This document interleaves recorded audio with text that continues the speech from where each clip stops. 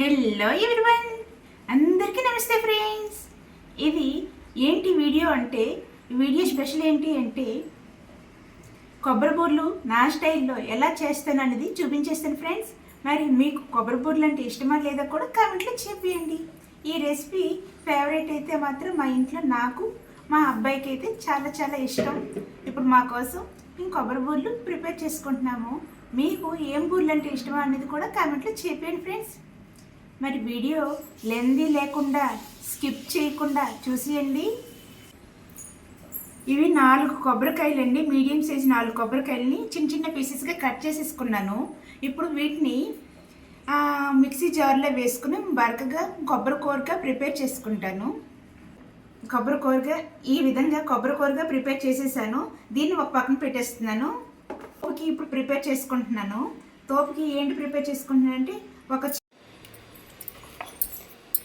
ఈ గ్లాస్తోని 1 గ్లాస్ మినపగుళ్ళు తీసుకున్నాను. దీనికి 2.5 గ్లాసుల బియ్యం కోటా రైస్ తీసుకున్నానండి. తీసుకుని బాగా మిక్స్ చేసుకున్నాను. ఇప్పుడు దీన్ని వాష్ చేసుకోవాలి. నానబెట్టేసాను కదా బియ్యమును మినపగుళ్ళును.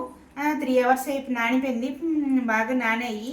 ఇప్పుడు దీన్ని కూడా గ్రైండ్ చేసుకొని కొంచెం థిక్ బ్యాటర్గా ప్రిపేర్ చేసుకొని వచ్చేస్తాను. అయితే తోపు అయితే రెడీ చేసేసానండి. ఇప్పుడు ఇందులోకి కొంచెం షుగర్ యాడ్ చేసి మిక్సీ చేసాను. ఎందుకంటే కొంచెం స్వీట్గా ఉంటుంది కదా తోపు కూడాను. లోపల స్టఫే కాకుండా బయట తోపు కూడా స్వీట్గా ఉండడం కోసం అనేసి షుగర్ అయితే యాడ్ చేసి గ్రైండ్ చేసేసాను.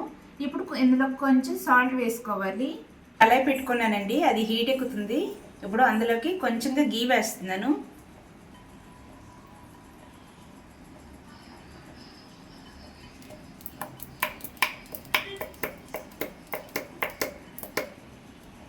అది హీట్ ఎక్కింది కదా, ఇప్పుడు ఇందులోకి కొబ్బరి తురుము వేసుకుంటున్నాను.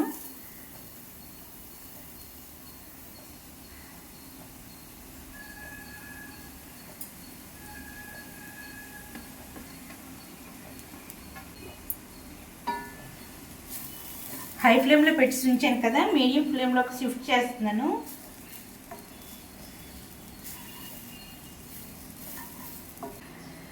మీడియం ఫ్లేమ్లో పెట్టేసి ఫ్రై చేసుకోవాలండి. మాడిపోకుండా జాగ్రత్తగా చూసుకొని ఫ్రై చేయాలి. ఇలాచి ఇప్పుడే దంచుకున్నాను. దంచుకున్నప్పుడే ఫ్లేవర్ అయితే మాత్రం చాలా బాగా వచ్చేస్తుంది. ఇప్పుడు ఇందులోకి యాలకులు వేసేసానండి.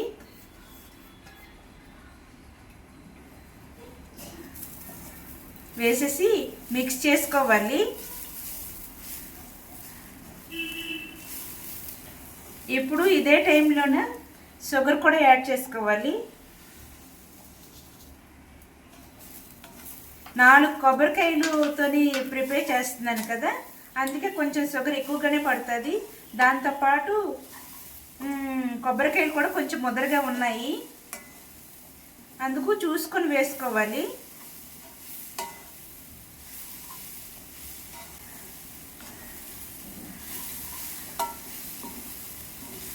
మిక్స్ చేసేసానండి. షుగర్ వేసిన తర్వాత కొంచెం షుగర్ కరిగినంత వరకు ఉంచుకోవాలి.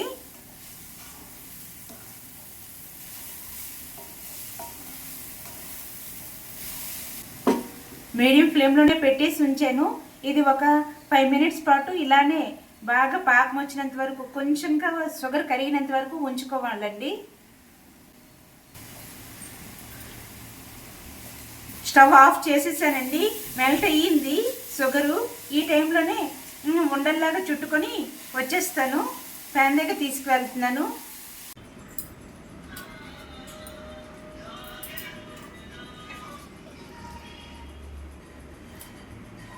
ఇలా కొబ్బరి తురుముని ఫ్రై చేసుకున్న తర్వాత ఈ విధంగా ఉండలుగా చుట్టేసుకున్నానండి. చుట్టేసుకొని ఒక పక్కన పెట్టేసుకున్నాను. ఈ లోపల ఆయిల్ కూడా హీట్ ఎక్కుతుంది. తోపుకి ప్రిపేర్ చేసుకున్నాం కదా, గ్రైండ్ చేసేసాను. అందులో షుగర్ వేసి మిక్సీ చేశానని చెప్పాను కదండి. ఆ తర్వాత ఇందులోకి ఇప్పుడు సాల్ట్ వేస్తున్నాను. ఎక్కువ వద్దు, చిటికెడు వేస్తుంది, జస్ట్ టేస్ట్ కోసం అంతే. వేసి ఒకసారి మిక్స్ చేసుకుంటున్నాను. హీట్ ఎక్కిందా లేదో ఒకసారి చెక్ చేస్తాను.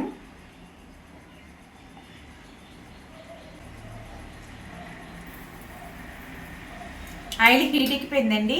ఇప్పుడు ఒక్కొక్క బాల్ ఇందులో వేసుకొని డిప్ చేసి వేసుకోవడమేని.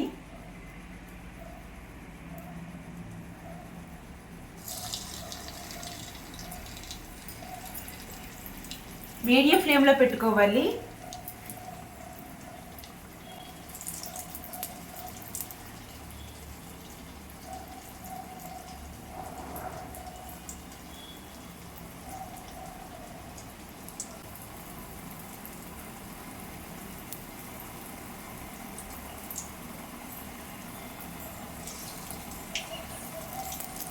చాలా జాగ్రత్తగా వేయాలండి. ఆయిల్ కదా అసలేని తుల్లిందంటే ఇంకంతేని.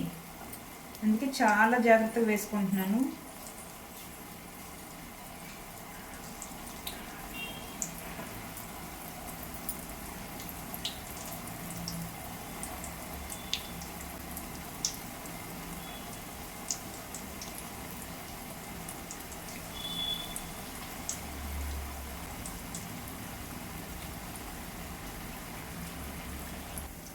రెండో వైపుకి తిప్పానండి.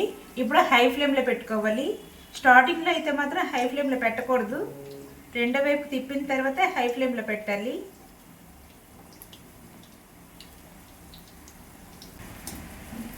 ఈ రెసిపీ అయితే మాత్రం ఇంతకుముందు చాలాసార్లు ట్రై చేశాను. కాకపోతే ఈ మధ్య ఇప్పుడు చేయలేదు. చాలా రోజులు అయిపోయింది. ఎలా వస్తుందో ఏంటో అనుకున్నాను, కానీ చాలా బాగా వచ్చేయండి. చూసారా, చాలా కలర్ఫుల్గా వచ్చాయి కదా. ఈ విధంగా అన్ని బాల్స్ని ప్రిపేర్ చేసుకోవాలి. బూర్లు అయితే అన్నీ ఫ్రై చేసేసాను. కోకోనట్ బూర్లు ఈ విధంగా ప్రిపేర్ చేసేసాను. చాలా బాగా వచ్చేయండి. ఈ ప్రాసెస్లో ఒకసారి ట్రై చేయండి. మరి వీడియో నచ్చిందా? నచ్చితే ఒక చిన్న లైక్ ఇసుకొని సబ్స్క్రైబ్ చేసుకొని ఫాలో కూడా చేసేయండి ఫ్రెండ్స్. చాలా చాలా బాగున్నాయి.